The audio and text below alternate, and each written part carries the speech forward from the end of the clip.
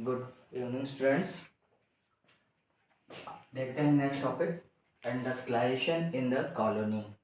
इसके अंदर सब टॉपिक है इंडस्ट्रियलाइजेशन इन कॉलोनी।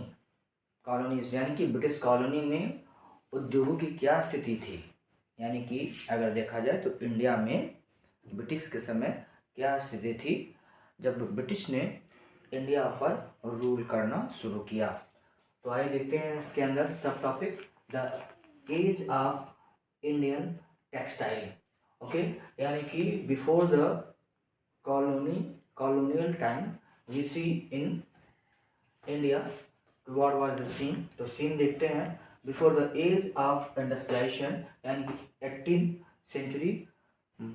भारत में 18th सेंचुरी के समय का सीन क्या था? Indian textile were demanded in the world about 30%, यानी कि मिड 18th सेंचुरी में हमने देखा भारतीय टेक्सटाइलों की मांग पूरे विश्व में बहुत ज़्यादा थी, यानी कि more than 30%।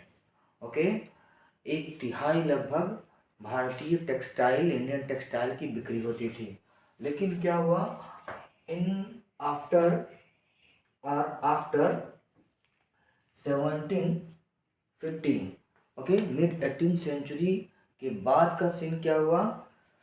British control India, British ने भारत पर कंट्रोल कर लिया और इस कंट्रोल के बाद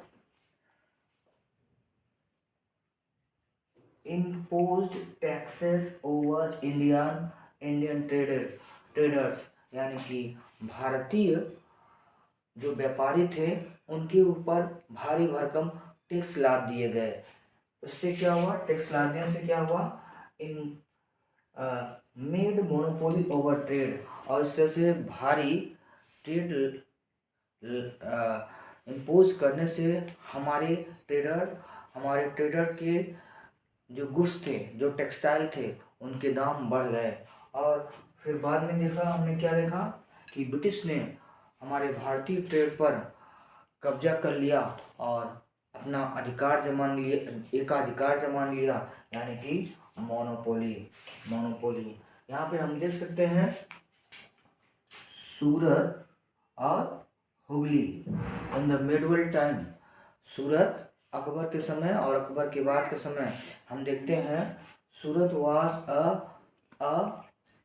largest sea port in India. यहाँ से सूरत से इंडिया के सामान सूरत पोर्ट पे आते थे, ओके, सी पोर्ट पे आते थे, और इधर अरेबियन सी होते हुए यूरोप की ओर और इधर अफ्रीका की ओर भारतीय टेक्सटाइल, भारतीय गुड्स बिकने के लिए जाते थे, एक्सपोर्ट होते थे। और इधर हुगली से ईस्ट की ओर, ईस्ट यानी कि इंडोनेशिया, मलेशिया, चाइना की ओर भारतीय टेक्सटाइल जाते थे।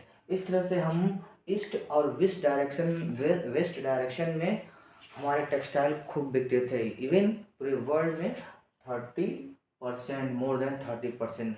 लेकिन क्या हुआ जब ब्रिटिश ने इंडिया पर कंट्रोल कर लिया, इंडियन टेक्सटाइल पे कंट्रोल कर लिया और अपने मैनचेस्टर से बने हुए सूती कपड़े और दूसरे गुड्स को लाकर भारतीय बाजार में बांटना शुरू किया, डंपिंग शुरू किया। ऐसे में हम देखते हैं हमारे जो सी पोर्ट थे जहाँ से हमारे व्यापारी व्यापार करते थे, ओके, अब वो व्यापारी धीरे धीरे खत्म होने लगे थे। तो इस तरह से सूरत जो सी पोर्ट था, इंडियन सी पोर्ट, वो डिक्लाइन हो गया, हुगली सी पोर्ट डिक्लाइन हो गया, और इनकी जगह कलकत्ता और बॉम्बे ने जगह ले ली, जो ब्रिटिश कॉलोनी का ब्रिटिश का शहर था, ब्रिटिश का एक्सपोर्ट सेंटर था।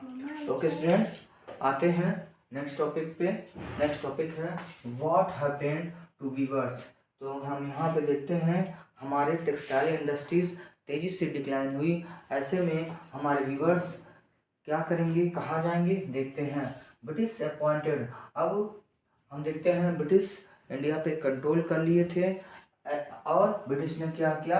Appointed a paid servant name gomastas वो पेड सर्वेंट होते थे या एक अधिकारी, छोटे मोटे अधिकारी, छोटे लेवल के अधिकारी होते थे, जो हमारे व्यूअर्स के ऊपर सुपरवाइज करते थे, व्यूअर पर नज़र रखते थे। कैसी नज़र रखते थे? ब्रिटिश ने क्या किया? British started system of advance. हमारे हमारे व्यूअर्स को गोमास्ता द्वारा अग्रिम राशि दी जाती थी, यानी कि एडवांस पेमेंट दी जाती थी, एडवांस मनी दी जाती थी। और यह कहा जाता था कि हमारे लिए तुम कॉटन बो, हमारे लिए तुम ये प्रोडक्ट बो। और इस तरह से व्यूअर्स उस चीज़ को करना पड़ता था, उस गुड को बोना पड़ता था और टाइम से देना पड़ता था। लेकिन क्या होता था कि अगर वो टाइम से देने में अनेबल हुए तो ऐसे में गोमस्ता क्या लाते थे? गोमस्ता जो है देवर, वो अपने पुलिस के साथ आते थे, सिपाही के साथ आते थे और किसको? और व्यूअर्स को पनिश किया जाता था। यानी कि जब भारतीय ट्रेडर थे तो भारतीय ट्रेडर का व्यूअर्स के साथ, गांव के व्यूअर्स के साथ एक अच्छे संबंध थे, एक एक एक सॉफ्ट रिलेशन था। लेकिन यहाँ पे हमने देखा गोमस्ताज ने व्यूअर्स को पनिश देना शुरू कर दिया अगर उन्हें टाइम पे सामान नहीं मिलता है। तो फिर क्या होगा? व्यूअर्स, इस तरह से व्यूअर ने लिफ्ट देयर वर्क, और व्यूअर जो है अपना काम छोड़ छोड़ के भागने लगे, क्योंकि उनको अब टॉर्चर किया जाने लगा था, उनसे ज़बरदस्ती सामान को खरीदा जाता था। ओके, कम पैसे में खरीदा जाता था। ऐसे में वो अपने काम को छोड़ करके भागने लगे। कहाँ? दूसरे गांव या दूसरे प्लेस पे जाके क्या करने लगेंगे? खेती बाड़ी करने लगे। ओके, और इस तरह से हमने देखा कि हमारे जो टेक्सटाइल इंडस्ट्रीज जो था वो डिक्लाइन हो गया।